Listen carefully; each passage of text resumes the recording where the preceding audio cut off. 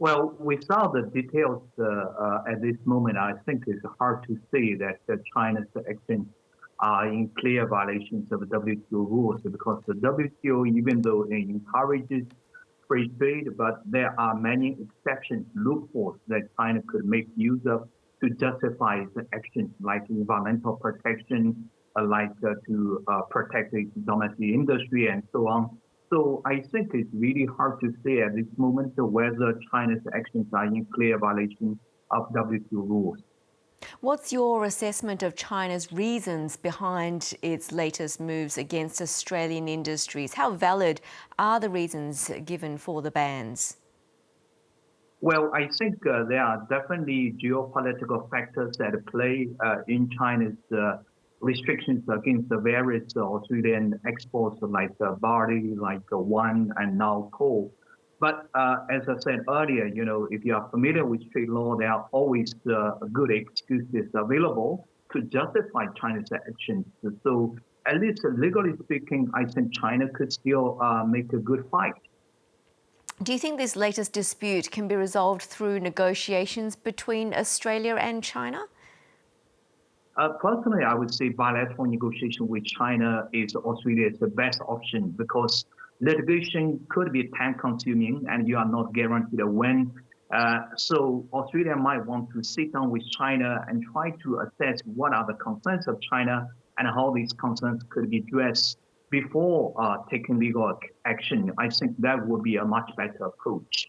Well, there might be quite a delay. The WTO's appellate court is currently hamstrung because the US has blocked the appointment of more judges, meaning it's unable to enforce decisions right now. What do you make of the timing of China's latest move? Well, the timing is interesting. I mean, you could argue that China is doing that in order to take advantage of the prerogative at the appellate body. But again, even if Australia sues China in the WTO, the case could take a year before it is ever heard by the appellate body. And by that time, the appellate body could be back up and running. Well, how likely is it that the incoming US administration will get the WTO's court moving again? And will that help to improve Australia's position in any way? I think the incoming administration in the US, the Biden administration, definitely has a more favorable attitude towards the WTO and the appellate body than the Trump administration. So there's a high likelihood that they would want to revive the appellate body.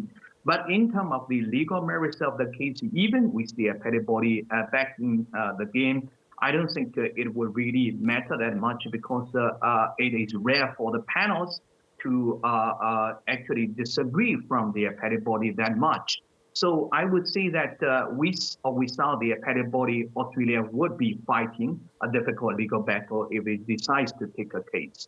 And Henry, how badly would an extended ban affect the Australian coal industry in your view?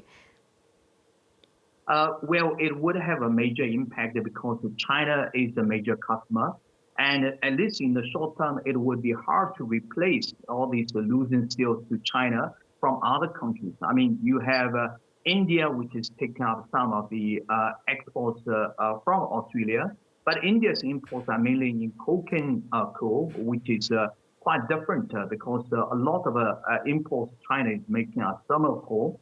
And you also can try to import more, export more to Japan and Korea. But again, the volume would be quite different than a big country like China. And just finally, Henry, how are other countries in the region viewing the deteriorating relations between Australia and China? Well, some countries are sympathetic to Australia, but I think some countries are actually quite happy. For example, Indonesia just signed this major contract with China on the supply of coal, and I think they are definitely going to benefit from this trade war between Australia and China. Henry Gao, so good to have you on our show. Thank you so much for your time. My pleasure.